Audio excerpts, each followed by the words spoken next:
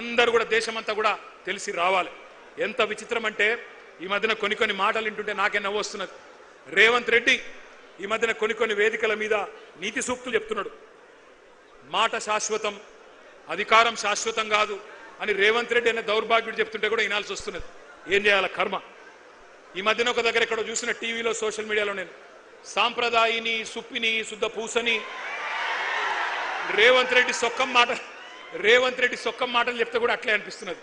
ఇక గీన చెప్పాలి మనం ఈనాల ఓటుకు నోటు దొంగ 50 లక్షల రూపాయలతో అడ్డంగా దొరికిపోయిన దగుల్బాజీ గాడు ఇవాళ అవినీతి గురించి, నీతి గురించి, అశాశ్వతమైన అధికారం గురించి మాట్లాడుతుంటే నాకే గమ్మత్ అనిపిస్తా ఉన్నది. ఇంకా ఎన్ని ఫాల్తూ మాటలు.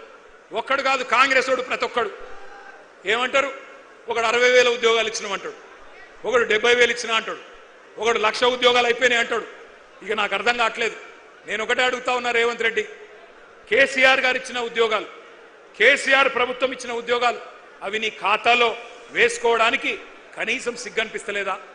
క్రెడిట్ చోరీ చేయడానికి కనీసం సిగ్గనిపిస్తలేదా?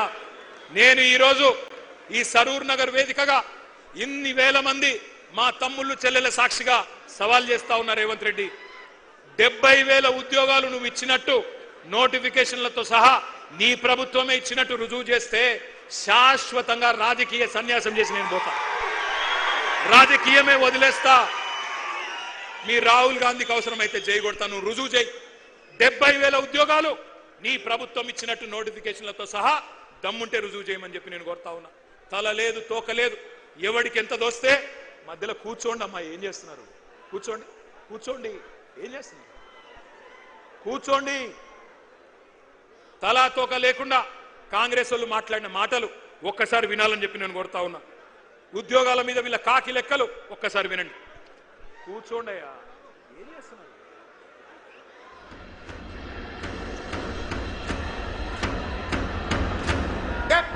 ప్రభుత్వ ఉద్యోగాలు ఇచ్చిన 70,000 ప్రభుత్వ ఉద్యోగాలు ఇచ్చిన ఈనాడు 67,717 ప్రభుత్వ ఉద్యోగ ఖాళీలు భర్తీలు చేసి వివిధ శాఖల్లో ప్రభుత్వ ఉద్యోగాలు మనం భర్తీ చేసినాం. దాదాపు 56,000 మందికి నియామక పత్రాలు, ఉద్యోగాలు, ప్రభుత్వ ఉద్యోగాలు రిక్రూట్మెంట్ చేసి నియామక పత్రాలు కూడా ఇచ్చినటువంటి పరిస్థితి మీ అందరికీ తెలుసు. నిరుద్యోగ వృత్తి ఎప్పుడు ఇస్తారని అడుగుతా ఉన్నాడు మిత్రుడు.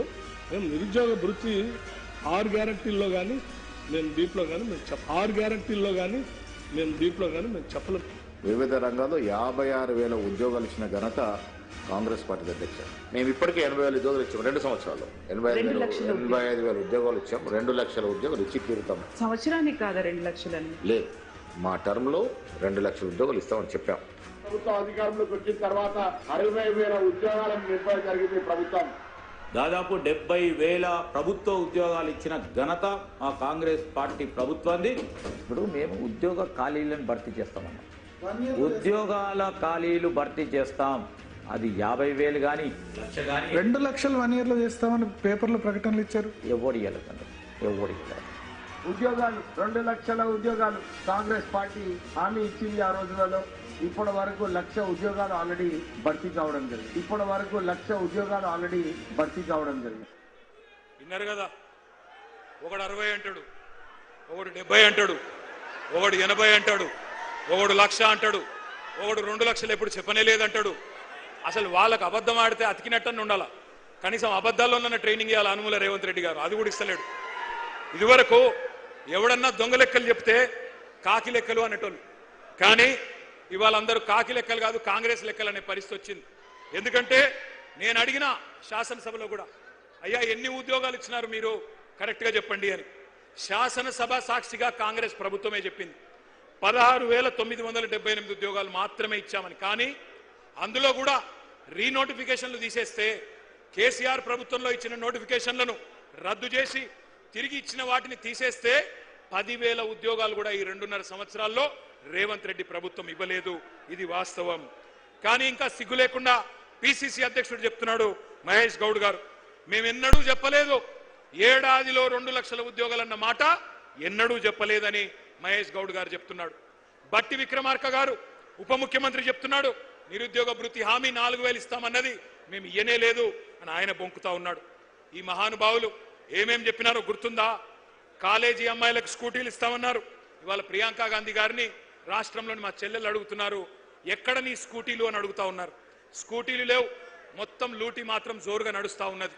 బ్రహ్మాండంగా నోటిఫికేషన్లు లేవు, లూటిఫికేషన్ మాత్రం జోరుగా నడుస్తున్నది. భూముల లూటిఫికేషన్, బూడిద లూటిఫికేషన్, ఇసుక లూటిఫికేషన్, అట్లాగే బొగ్గు లూటిఫికేషన్, బ్రదర్స్ లూటిఫికేషన్, బామ్మర్ది లూటిఫికేషన్, ఇది మాత్రం బ్రహ్మాండంగా నడుస్తా ఉన్నది.